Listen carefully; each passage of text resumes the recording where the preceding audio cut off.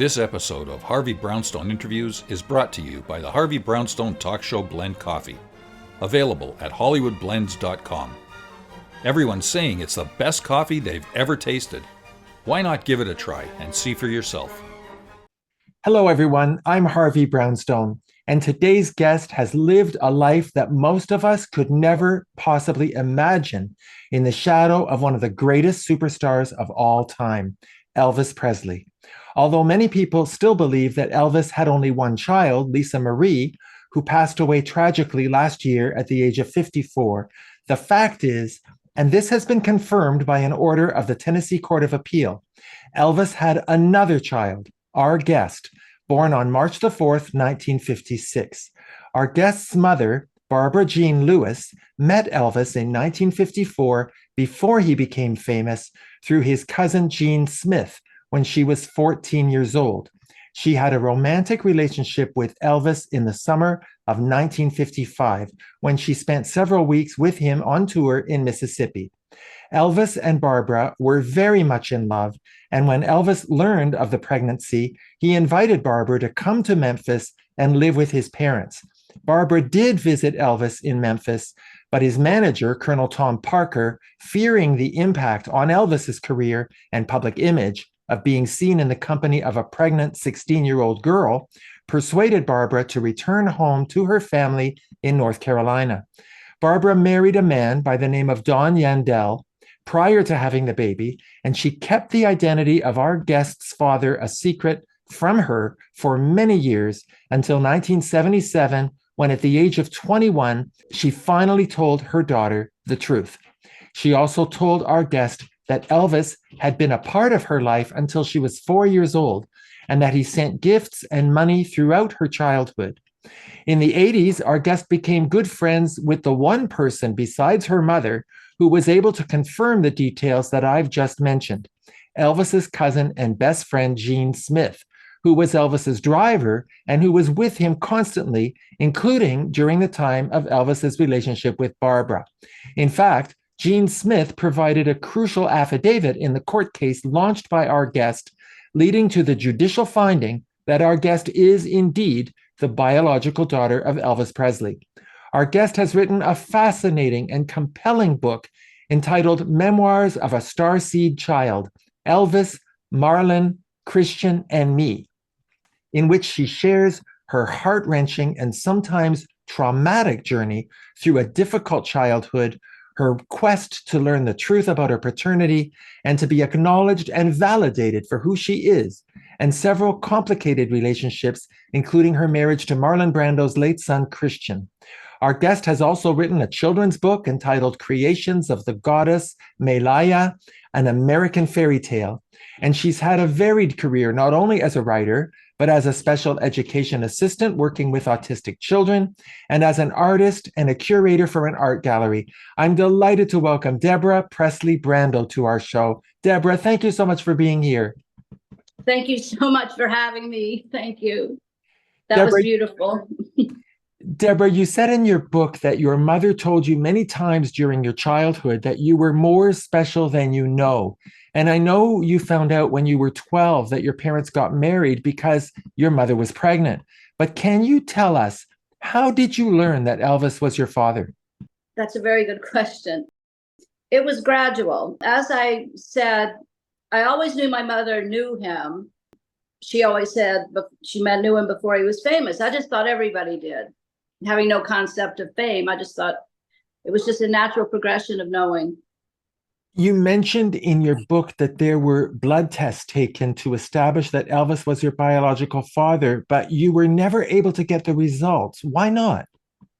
I actually did get the results, and my attorney at the time died unexpectedly, and I thought they had been sent to the court in Memphis, and I believe that they were, but the courts only keep documents for so long, and they're sent back to the attorney, and I was never able to get those back, but I did do the testing. You mentioned in your book that you have a photo of Elvis holding you when you were 5 months old, and you have a photo of yourself with Elvis's father, Vernon, but those photos are not in the book. Why not?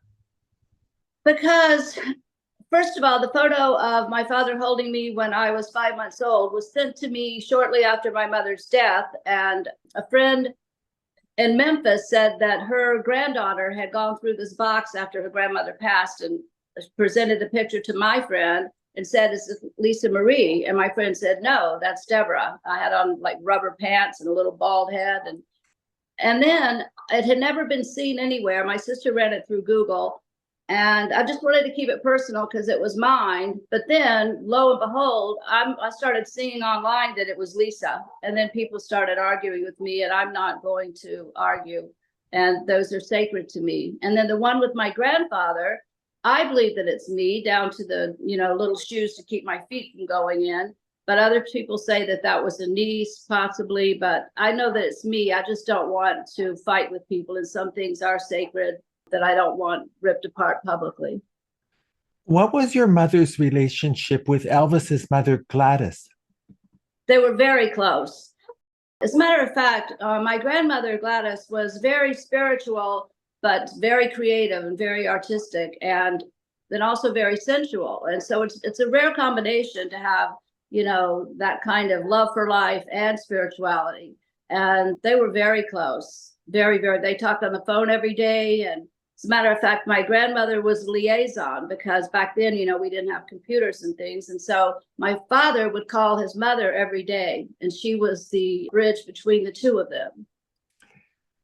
Deborah, when I was reading your book and trying to put myself in the position of your mother while you were growing up, I kept wondering whether she was more interested in protecting Elvis and his public image than she was in protecting you. But then I wondered whether maybe the best way to protect you was to protect Elvis and his public image. What do you think? I agree completely. And I went through a period where I was very angry because we all have a divine right to know where we came from.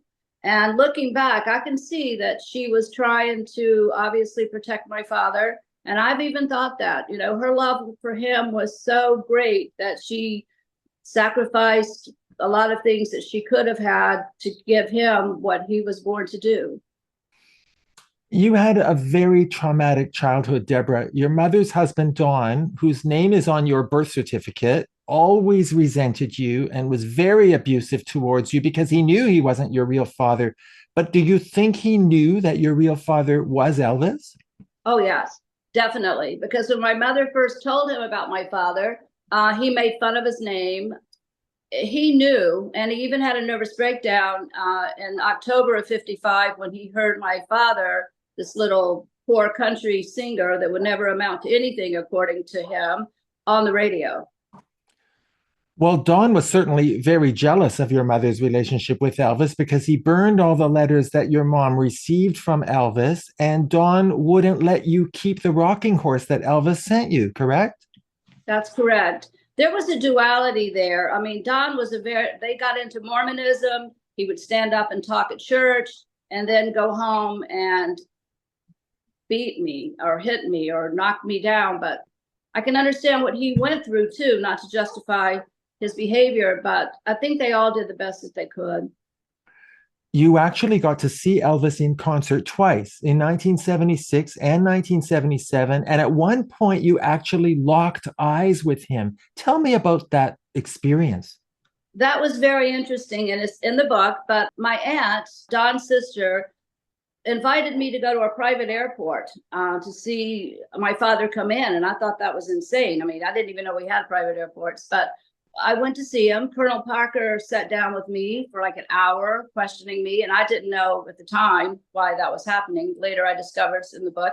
But I followed him to the Coliseum, and I got out of the car and I called his name, and he was like 10 feet from me, and he turned around and looked straight in my eyes, and a bunch of men that were a head shorter started pushing him inside.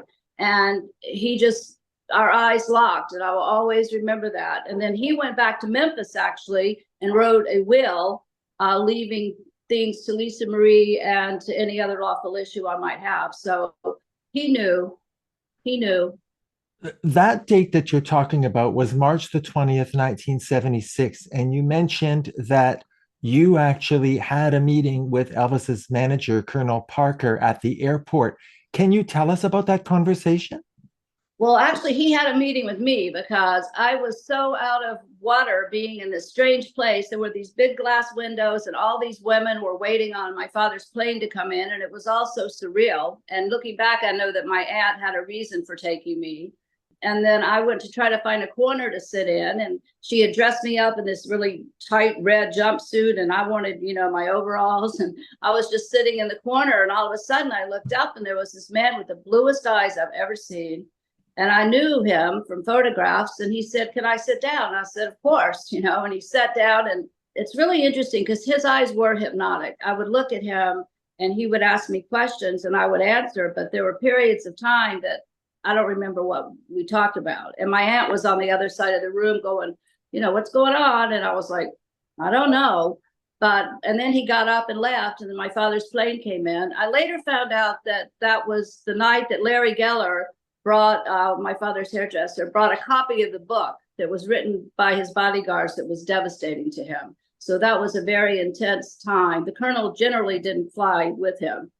So it's in the book, though, please. It's too detailed to try to explain right now, but it was an amazing meeting. And I know that he knew. He was trying to find out if I had figured it out yet. That's what I believe. That was why he was questioning you. He wanted to know whether you had figured out that you were Elvis's daughter. Exactly. And I think that's why he had my aunt come. Like I said, I didn't even know we had private airports. And I thought, how weird. I'm just a Mormon housewife with 2 kids at home. What am I doing here? But when I saw him step off the plane, I was just mesmerized. I just felt so much pride and just an inexplicable emotions that I didn't understand at the time, but I did later.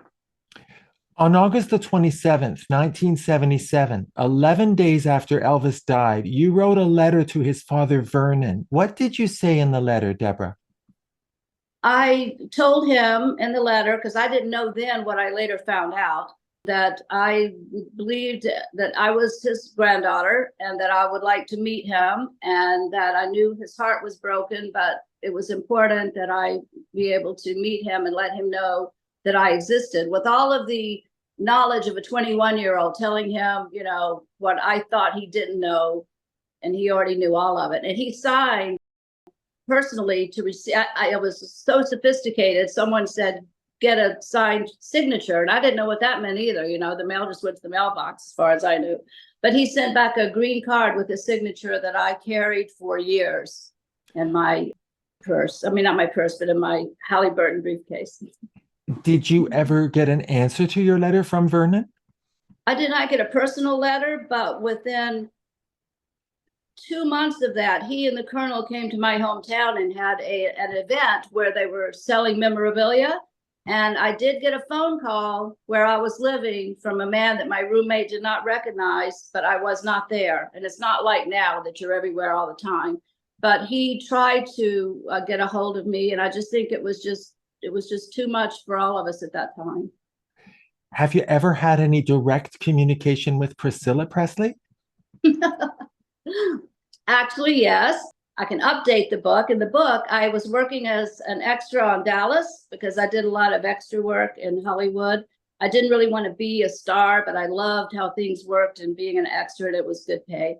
And I was on Dallas one morning at the Veterans Hospital in Westwood, and it was freezing cold, and the extras are separate from the stars, So I noticed her director chair was in the room where all the extras were, and it was really cold. So I decided to sit up in her chair. It had her name across the back. So I thought, I don't want to sit on the cold floor. She's not coming in here. So I sat there and was doing my embroidery.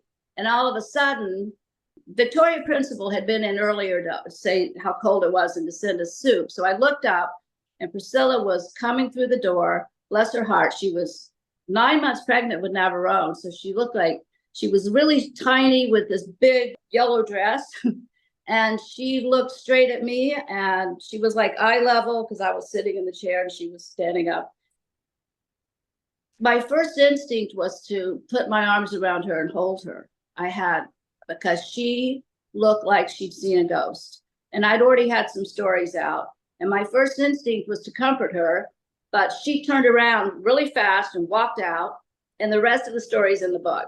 And then I actually saw her March 5th and at the Hollywood show, and I have a photograph of us together. And I asked first if I could give her my book because I didn't want to have her, freak out or have a heart attack or throw me out or whatever. And she accepted, and I have that photograph. Maybe I'll let you see it later. That's amazing. And I gave her a copy of the book. Yeah, she has the book. But you've never heard from her since? No, but she's traveling around doing a lot, but I believe that I will. You said in your book that if Elvis's mother Gladys had been alive, he never would have married Priscilla. What did you mean by that?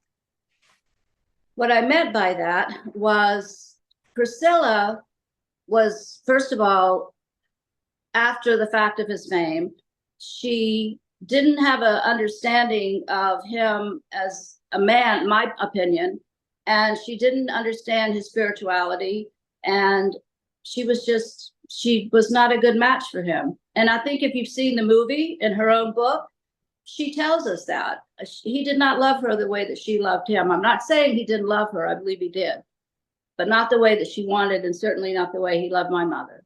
My mother broke his heart and basically made him no good for anyone, really, because she married the money and the brand new 55 Chevrolet when my father had holes in his shoes and nothing.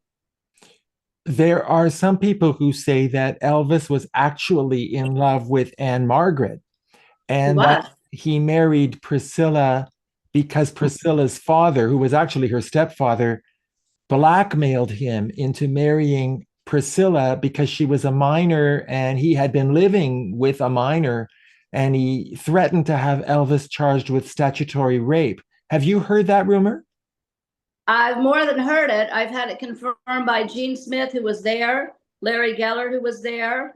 George Klein was in a record store and ran into Curry, a long story, but it got back to the colonel that my father was in love with Anne Margaret, and he was. She was spiritual and sensual and creative and loving and not jealous or obsessive.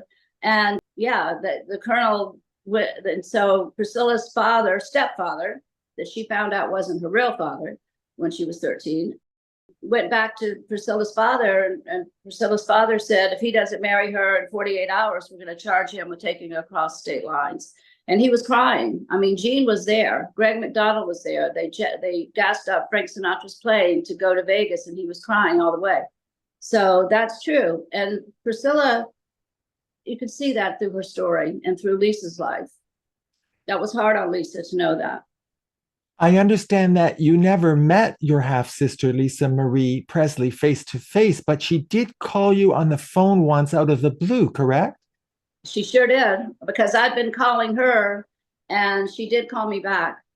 We had a very heated conversation, but she was 20 at the time. And she told me that my life didn't mean anything to her, that I would never get anything over her dead body. And she didn't need me in her life. It felt like someone kicked me in the stomach. But throughout the years, we had third-party friends, and I always knew where she was and how she was. And I always had the olive branch out, and I thought that would happen. I never saw her going before her mother, but she was very influenced by Scientology. When you heard that Lisa Marie was dying in the hospital, you went there, but you were not able to see her. But I want to ask you this, Deborah.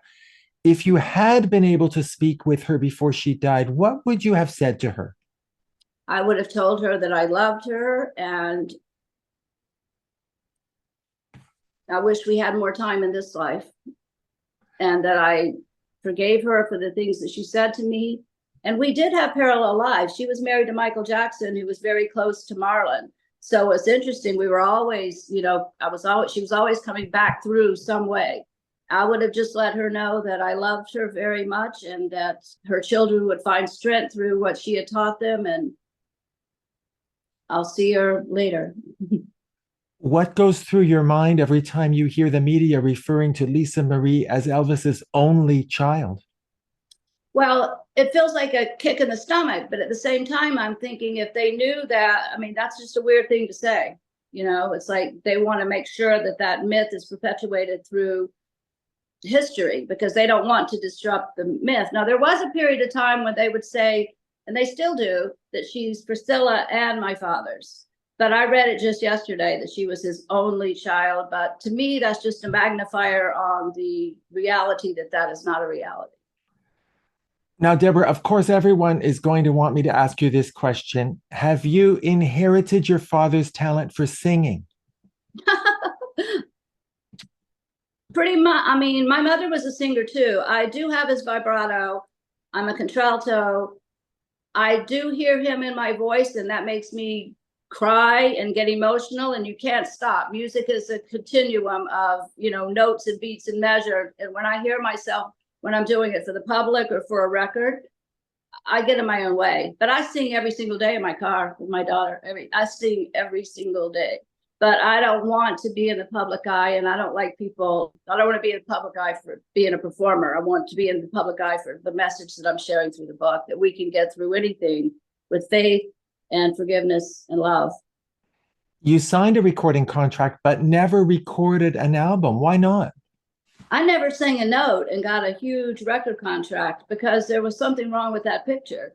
I mean, I never even sang, and I know people that work their whole lives for record contracts that don't get them, and it just didn't sit well. And like I said, I got in my own way. I went to Nashville. I was given, and I do have recordings that I have recorded that I might release in the future just so people can hear, but that's not my path. Well, Deborah, I want to take this opportunity to clarify once and for all the reason why you decided to take the Elvis Presley estate to court in 1988. A lot of people think it was because you were looking for money. Is that correct? No, but at the same time, I believe that I wasn't going to do that. But Larry Geller gave me a copy of the will because I was doing talk shows and people were saying, well, who witnessed your conception? And this is before I met Gene. But when I saw the will where my father had written that he leaves everything to Lisa Marie and any other lawful issue that I might have to be divided into separate and equal trust, Larry Geller showed me that and said, show this to when you're doing talk shows. This clearly shows that he knew he had other children. Now, you know that lawful and legitimate are not necessarily the same things. So the estate ruled that I have no inheritable rights because I was born out of wedlock and not legal. So I'm sort of legally illegitimate. Well, I think that's a very important point to clarify here, that the court ruled that you were an illegitimate child, which is a terribly archaic concept. And because of that ruling, you were not entitled to inherit any money from Elvis's estate, right? Right. But that was Priscilla and the estate protecting Lisa Marie. Yes. And I went to court and they said that I can go back and get legitimated, but I don't know if that's going to make me lawful. And I don't want to spend my whole life fighting for my father's money because my mother told me his money is his money. And so it's fine with me. My inheritance is my life and things that can't be taken away from me. But that would be nice if it were fair because he's my father. And if he wanted that, then I wouldn't fight over it. But as you know, I have not spent my life pursuing that. No, but it is significant that Elvis did write a handwritten will in April 1977, a few months before he died. The wording would suggest that he was wanting to provide for you, but because the will referred to legal issue, the court said that that term applied only to children who were born to him within his marriage. And I think it's very important for people to understand that. Deborah, I want to read you something you wrote in your book, and then I'm going to ask you a question. Is that okay? More than okay. You said, and I'm quoting you here, "We are our ancestors. You can take the father out of the picture, but the spiral threads of DNA can neither be broken nor denied, and you can't take the father out of the daughter. It continues through the ages. No court system, no mortal man can change the truth of our cellular makeup with mere words or judgments. In truth, nothing separates a parent from a child." So my question, Deborah, is this. When you look at your personality and your character, what would you say is the most prominent aspect of who you are that came from your father, Elvis? My faith in God, my knowing that I am God's child, my inherent desire to comfort and help others, my love of my country, the love of my family. And your love of music. And my love of music. Without music, I wouldn't be sitting here, because even like I have my two brothers who committed suicide. Well, one a heroin overdose, which is the same thing. But no matter what I'm going through, I can turn on the radio and I totally forget the emotional pain. And there's something in the frequency, or whatever you want to call it, that takes me out of all of my human suffering for a moment. And I think we all identify with that. There's something eternal about that too. Sorry, I'm so emotional. Well, it is an emotional conversation. I appreciate your candor and your openness with me. I wonder, do you think it's possible that Elvis had other children besides you and Lisa Marie? I mean, I remember a woman named Desiree who claimed that she was Elvis's daughter. Yes, I know that he had other children. Now, as far as Desiree, in the book, again, I write about my meeting with her. She wanted nothing to do with me. She actually turned around and walked away from me on this ABC lot when she was doing something with her mom. And my cousin Gene said that there was no Lucy DeBarban. He said my father had 2 and possibly 3 children, I being one of them. And I've recently met a man named John Smith, who was raised by my father's mother's brother. He's 6 years younger, and I believe he's my brother. We're going to be doing something in Vegas, actually. He's going to make me sing like one song. So in June, I'll be doing something with him. But apart from all of the fame and the fortune and the press, when I met him, we just held each other for the longest time. His name is John Smith. And there are others. And I believe there's one named Thomas that was born in 54. But I'm not going to speak for the others, because I'm the last person who would deny someone's truth and their reality. But I do know there's at least 1, maybe 2. Deborah, you got to know Larry Geller quite well. He was Elvis's longtime hairdresser and spiritual advisor. What did he tell you about Elvis's spirituality? So interesting you're asking. And he's actually going to be at Memphis during Elvis Week, first time in a long time. He told me that every day of my father's life, he was aware that the gift he was given was a gift from God to touch people, and that he wanted to do what I'm doing in the book. He wanted to be able to talk about spirituality. We're all divine. We're all from divine origin, having a human experience. We all need to love and forgive and not judge one another. I'm very much like him in this way. And my mother was the same way. You know, you're having a human experience, but you're an eternal being.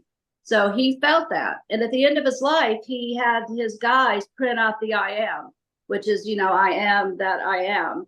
And talking about how God is within each of us, every single one of us. And if we all realize that, we could change this entire planet in a day. Amen to that.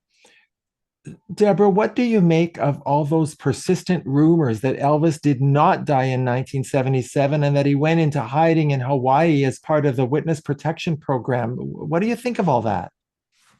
There's truth to that. Gene Smith, I talk about this in the book. Gene Smith told me that was not him in the coffin, that he literally put down. I was with Gene when he made the videos. He bit off more than he could chew. And I really can't say a lot about that, but I will say that there is an element of truth to that. Do you think he might still be alive? I do. I'm not saying any more than that. That could mean a lot of things, but I can't lie to you. I think there's a lot more to be revealed. Now, you were married to Marlon Brando's son, Christian, who had a very tumultuous life. He went to jail for the murder of his sister's boyfriend. He told you that he was forced by his father, Marlon Brando, to take the blame for that murder, correct? Yes, and I knew that from the beginning. Because he would run from a fight, or he would have somebody else do the fight.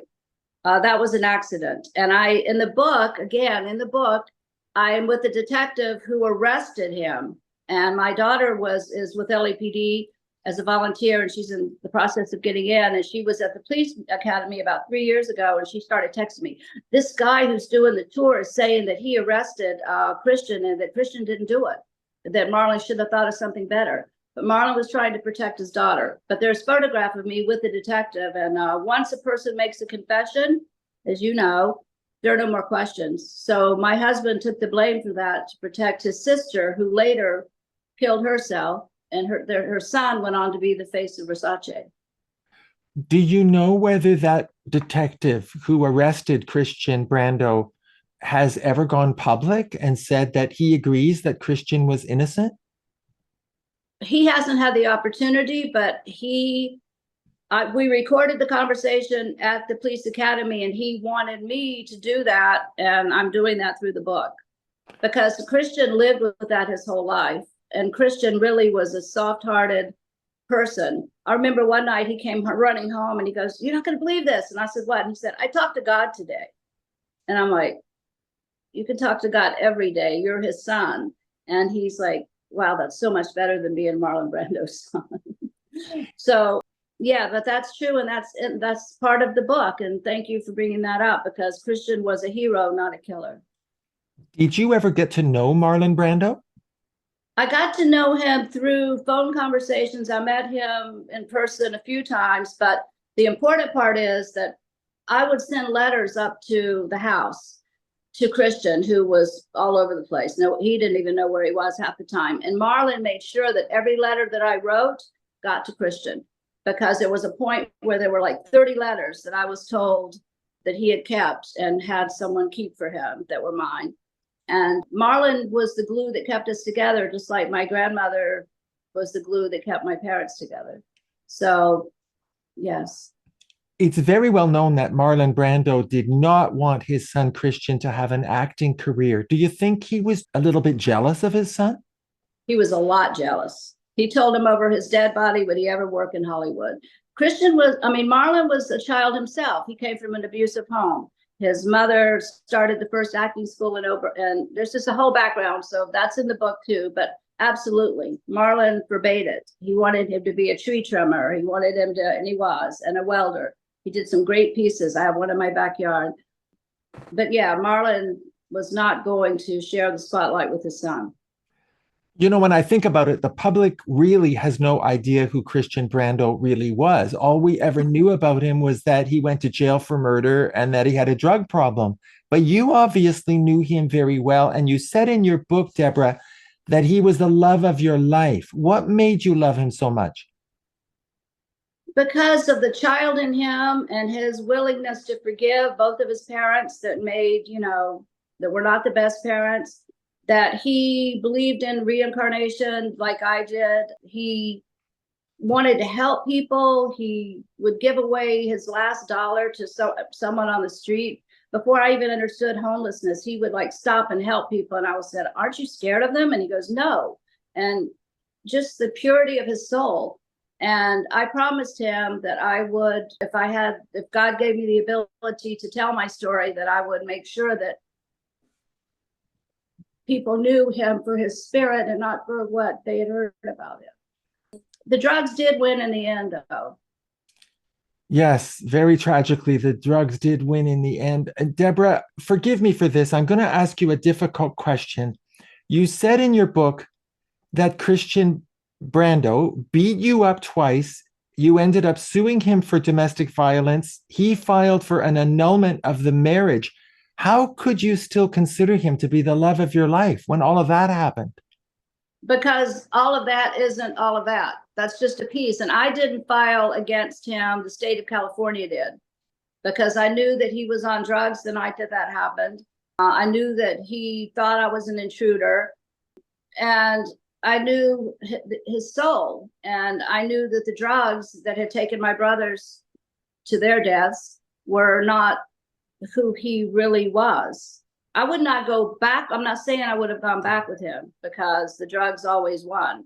But he and I are very much alike in terms of our spirits and our souls, the evolution of our own souls. But It's not black and white. Why did he want to annul the marriage? He did not want to annul the marriage. Someone else wanted the marriage annulled, and he was forced to sign those documents in rehab. And there's a question to whether they're even legitimate, because he was in a 30-day lockdown, and the attorney that worked for someone else that was in charge of the estate, I'm going to say too much.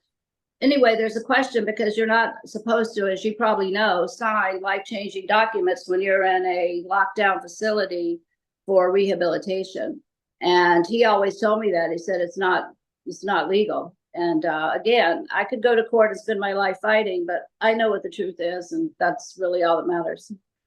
Now, your book, which I found absolutely fascinating and highly recommend, the book was released a few months ago. Deborah, tell us why you decided to write the book. I decided to write it. I started writing journals when I was young, but then I started really writing in 1977 in order to pull myself out of all that I was experiencing. And I've just always written. I mean, it was always, even before I could actually write, I would tell my mother what to write in terms of short poems and things. But I wanted people to understand that you can go through the suicides of your siblings, you can go through the death of your parents, you can go through horrible situations, you can be violated physically, emotionally, mentally, every way, but we always can go to God and say, please take this. Let me be a good person here and help people every single day that I can,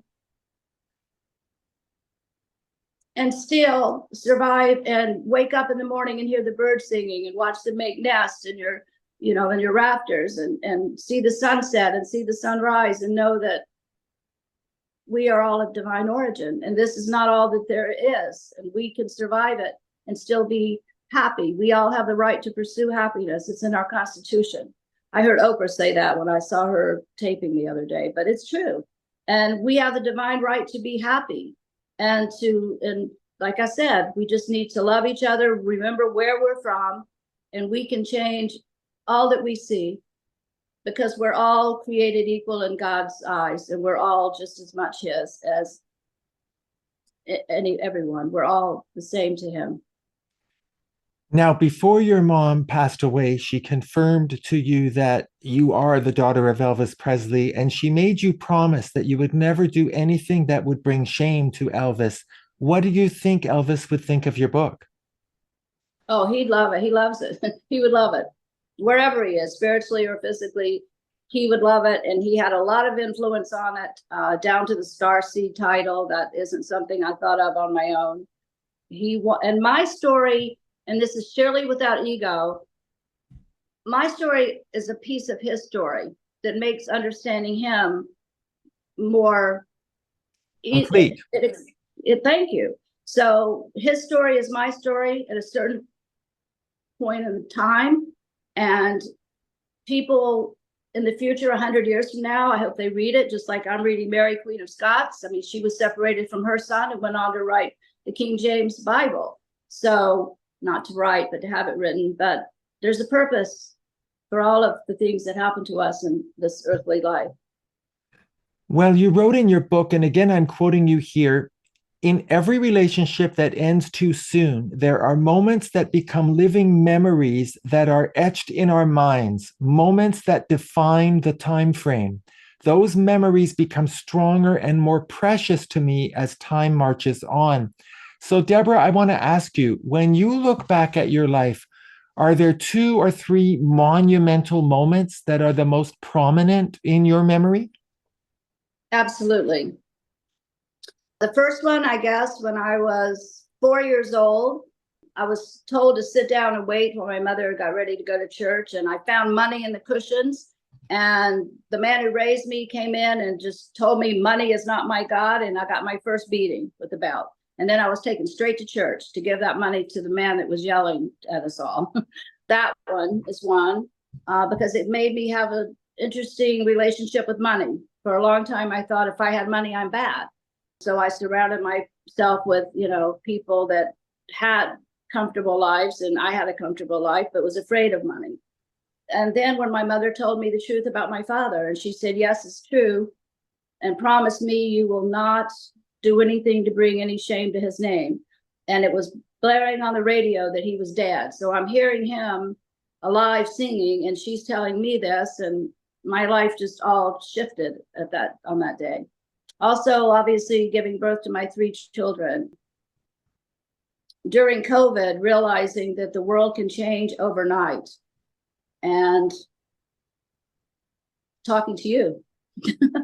This is something that's important because you've allowed me to speak my truth, and I'm really, really grateful to you. Well, I'm grateful to have you on the show. I can't resist asking you, when you listen to your dad's voice, what goes through your mind? Just pure love. And a lot of times I just can't really, it's everywhere, right? But recently I was told by someone that I have a lot of respect for that I should be listening to it more often. And I started doing that, and I just feel like pure love holding me. And I'm just so proud of what he did and how much happiness he continues. I thought that his fame would go away. I thought, oh, well, this will pass. And, 50 years ago or whatever, he passed or allegedly passed. And I thought he'll, and he didn't go away. I'm stunned that he's as relevant as he is. But again, his message, people see the goodness in him, but he wanted to do what I'm doing right now and remind humanity of who we are and where we come from. And the Colonel said, shut up and sing. But his singing brought a lot of attention. And that's one of my blessings, is that through what he did, I'm able to speak to you and to leave my book, which is my legacy, along with my children, as a record of what really happened. And it isn't all of it because, obviously I'm not the most important thing in his life, but I do believe that I'm one of them. You said in your book that unconditional love and forgiveness are the cornerstones of your life. So I'm just wondering, do you have any plans to write another book to elaborate on those themes? I'm already halfway through the other book, but you know what? Every single day, something happens, another miracle. Like yesterday, I had a shoulder replacement. The doctor told me at UCLA that I might have a blood clot. I sat up all night in ER last night. Do I have a blood clot? And I don't. And so my book writes itself every single day. And you saw it's 400 and something pages, and I left out a lot. So I'm too much, and not enough at the same time with my writing. What do you think your mom would think of the book? I mean, she held this secret. She had to deal with a man who resented her for having a child that wasn't his, even though he knew she was pregnant when he married her. He knew he wasn't the father, but he still had all this resentment and anger. And then she kept this secret from you. What do you think she would think of the book? Would she be happy that this is finally out there, this story? To be honest with you, one of the main reasons I wrote this book is because my mother wanted to tell the story. She wanted to name it Smiling Through the Tears, and it was going to be her book and her story. But she lost 2 sons. She was never the same after that. She had just been through so much, and she didn't get to write it. So I promised her that I would write it. And without my promise to her, I probably wouldn't have felt so much pressure and relief for getting it out. Well, Deborah, I have only one more question for you. Are you ready? I am. Okay, here it is. You wrote in your book that all your life you've been looking for a man to love you, and that you framed your own self-worth based on how lovable you could make yourself to a man. You said that abandonment and trust issues have plagued you from the beginning. So, Deborah, my question to you is this. Have you finally learned to love yourself so that your happiness doesn't depend on someone else loving you? Totally. And I have found that person. My Heavenly Father never abandons me. And so, yeah, I have, absolutely. I don't usually do this in my interviews, but in your case, I'm going to do this because you've been so kind to come on the show. You didn't require me to give you the questions in advance. You trusted me to ask you what I wanted to. I'm going to give you the final say. Are there things that I should have asked you that I didn't? No, you're amazing. No. And I had full faith, and I knew that. And I knew that this would be my best. Well, no offense to the past, but this will be one of the days that hold space and time where I was able to say everything that I wanted to say. Well, I'm very gratified that you feel that I gave you every opportunity to tell your story exactly the way you want to, because people need to listen and then make their own assessments. I just want to thank you from my heart for sharing your incredibly moving life journey with us, for writing the book, and for taking the time to appear on our show. I so appreciate it, Deborah. I do too. Thank you so much, and I hope to meet you in the physical eventually. I hope so. Our guest has been Deborah Presley Brando, whose book, Memoirs of a Starseed Child, Elvis, Marlon, Christian, and Me, is now available on Amazon and wherever books are sold. You can also learn more about our guest by going to her official website, deborahpresley.com. My name is Harvey Brownstone. Thank you to my producer, Steve Silver, my director of programming, Robert Monaghan, my PR directors, Eileen Shapiro and Jimmy Starr, and my entire team at the XPTV1 network in the UK. Thank you all for joining us. See you next time. Thank you. Thanks for watching. Be sure to check out all the great interviews on the Harvey Brownstone Interviews YouTube channel. Don't forget to subscribe and ring the bell to be notified when new videos are posted.